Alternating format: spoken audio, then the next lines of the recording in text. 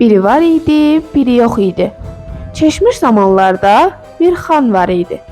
Xan hər dəfə bir bəhanə eləyib, yan-yörədəki kəndləri, şəhərləri talan eləyir, əhalinin var-yoxunu əlindən alırdı. Xan yaşadığı şərəfçik bir kənd var idi. Oranı tutmaq çox çətin idi. Çünki kənddə dünya görmüş ağıllı qocalar xanın hiylələrinə hər dəfə cavab verir, onu məğlub edirdilər. Günlərin birində xan öz adamlarını başına yığıb həmin kəndi tutmaq üçün tədbir istədi. Ey mənim sadiq vəzir vəkilim, mənə məsləhət verin görək, biz bu kəndi necə tuta bilərik? Xan sağ olsun. Nə qədər əmin kənddə ağıllı, dünya görmüş adamlar var, oranı tutmaq çətin olacaq. Yaxşısı odur ki, əvvəlcə onları bəhanə ilə aradan qaldıraq, sonrası asandır. Vəzir, çox gözəl məsləhətdir. Fərraşları çağırın. Fərraşlar gəlsin.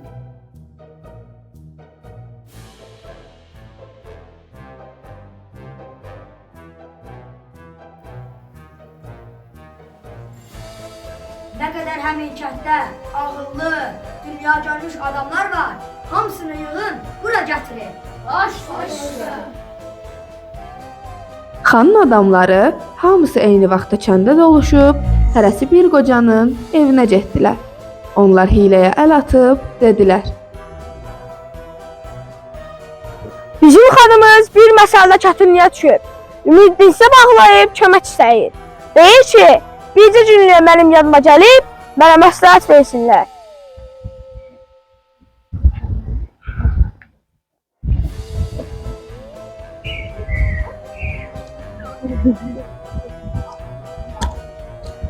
Başqa çarəmiz yoxdur.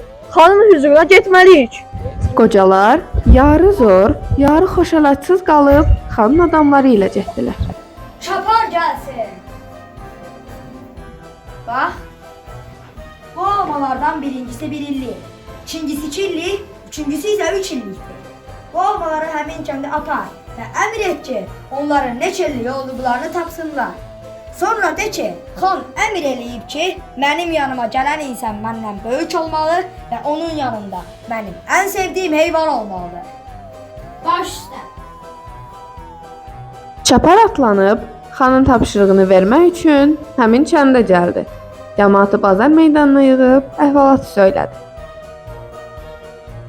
Baxın, bu almalardan birisi 1 illik, digəri 2 illik, o birisi isə 3 illikdir. Siz bu almaların hansı illərə aid olduğunu tapmalısınız. Xan sizə 3 gün vaxt verir. Xanın yanına gələn zaman xanın boyundan hündür insan gəlsin və onun yanında xanın ən sevdiyi heyvan olsun. Bu kənddə qoca bir qarının Əhməd adlı balaca nəvəsi var idi. O, çox ağıllı və qoçaq idi. Həmin gecə Əhməd səhərə kimi yata bilmədi. Çox fikirləşdi. Suallara cavab tapa bilmədi. Axırda yadına düşdü ki, bu işdə böyüklərdən məsləhət almaq lazımdır. Ay nənə, kəndimizdə heç qoca, ağıllı kişilərdən qalan varmı? Bala, kəndin kənarında bircə nəfər yaşayacaqmış bir qoca qalıb. Şikəst olduğu üçün xanın adamları onu aparmayıblar. Bu dəqiqə gedirəm həmin kəndə. Salam oğul.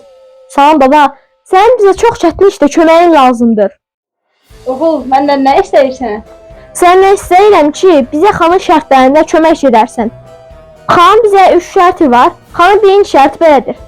Xanın bizə təşkil etdiyi 3 dənə alma var. Biri 1 illik, digəri 2 illik, o birisi isə 3 illikdir. Bu almalardan hansı layiq olduğunu deməliyik. Xanın ikinci şərti odur ki, xanın yanına gələn adam ondan hündür olmalıdır.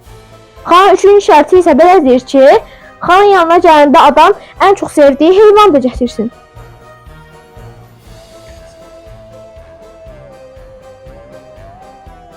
Oğul, mən bircə sirri bilmirəm. O isə xanın hansı heyvanı sevmək istəyir. Görək yolla xanın şəhəri sızsan və onu tapasan. Yaxşı, bu dəqiqə gedirəm həmin şəhərə. Əhməd qocadan çox razı qaldı.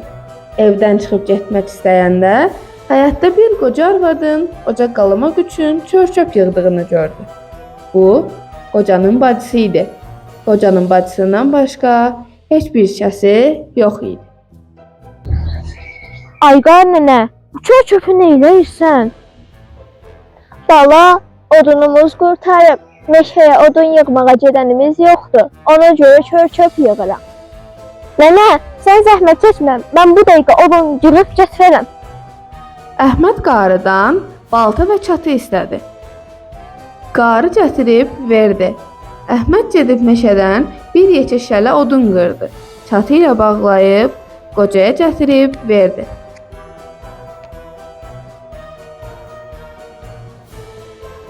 Əhməd gedə-gedə ürəyində fikirləşirdi. Görsün nə yolu xanın sirrini öyrənsin. Elə ki şəhərin kənarına çatdı. Gördü hər 100 addımdan bir əli qılınclı gözətçilər dayanır. Onların yanından keçmək mümkün deyil. Amma bir qədər kənarda xanın qoyun sürüsü göy kəmənlikdə otlayır. Əhməd bunu görüb kəndə qayıtdı. Kəndlərindəki çobanın yanına gedib əhvalatı ona danışdı. Xahiş elədi ki, qoyunun birini kəssin, dərisini bütöv çıxarıb versin ona. Çoban 5 dəqiqənin içində bir yekə qoçu kəsib, dərisini bütöv çıxarıb verdi Əhmədə. O, bir ağacın altında qoyunun dərisinin içinə girib, başladı iməsləyə sürüyə tərəf getməyə. Cəld özünü verdi qoyunların arasına.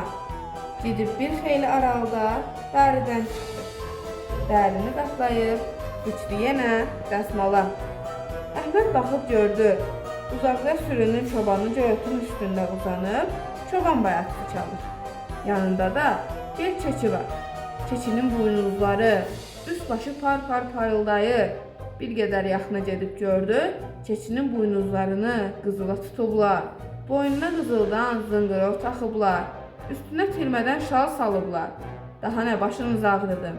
Keçini elə bəzəyiblər ki, adam baxanda məəttəl qalır. Əhməd başladı keçiyə baxmağa. Çoban onu görüb dedi: Ay bala, nə çox baxırsan? Ay çoban qardaş, ömrümdə heç bir keçi görməmişəm. Sən bu şəhərin adam deyilsən. Ay çoban qardaş, anam məni bu vaxta qədər heç bir zaman evdən çöl çıxarmayıb. Ona görə də bu keçini görməmişəm. Onda bil və agah ol.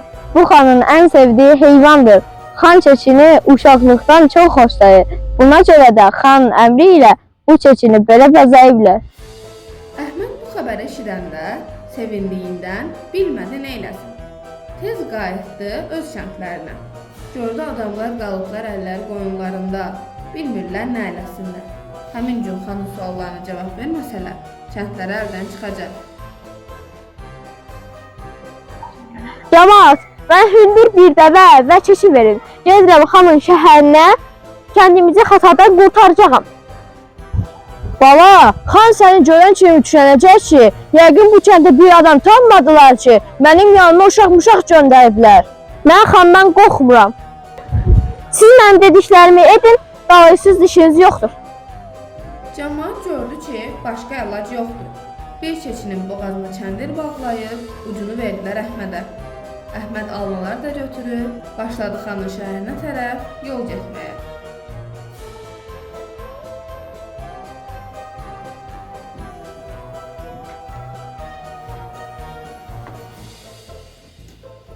Bala, mən demişdim ki, mənim yanıma gələn insan məndən böyük olsun.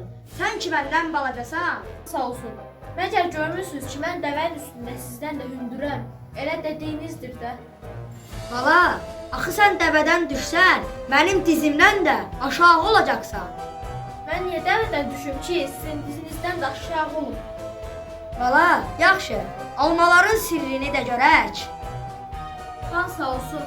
Cəmaət şəhər meydanını yığın, orada almaların sirrini deyərəm. Bala, sən ki belə təsdiq edirsən, əgər almaların sirrini deyə bilməsəm, sənin boynunu vurduracağam. Bəli, xan əmr verdi. Şəhər meydanında taxt quruldu. Cəmaət hamısı oraya yığışdı. Xan da bir dəst adamla meydana getdi.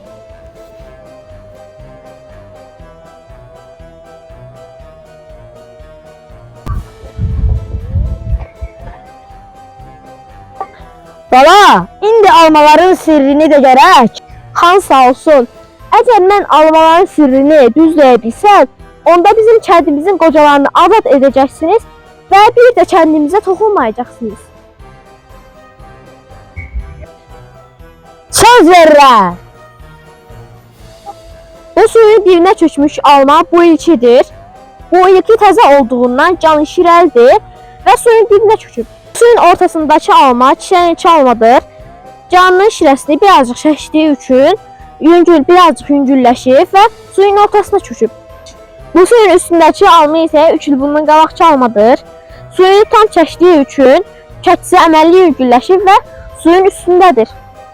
Xanın adamları gördülər, Əhməd düz dedi. Odur ki, qaldılar məəttəl. Xan fikrini dəyişmək istədi. Amma gördü ki, onda Qocaları azad edin. hörmətdən düşəcək. Əlacı kəsildi. Qocaları zindandan azad elədi. Kəndə toxunmayacağına söz verdi.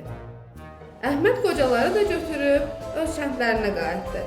Kənd cəmaatı bu şad xəbəri eşidib Əhmədin qabağına çıxdı. Ona afərin deyib alqışladı. Balaca Əhməd öz ağlı, bacarığı və tədbiri ilə kəndi xilas etdi. Göydən 3 alma düşdü. Biri nağıl söyləyənin, biri məsləhət verən qocanın, biri də Əhmədin.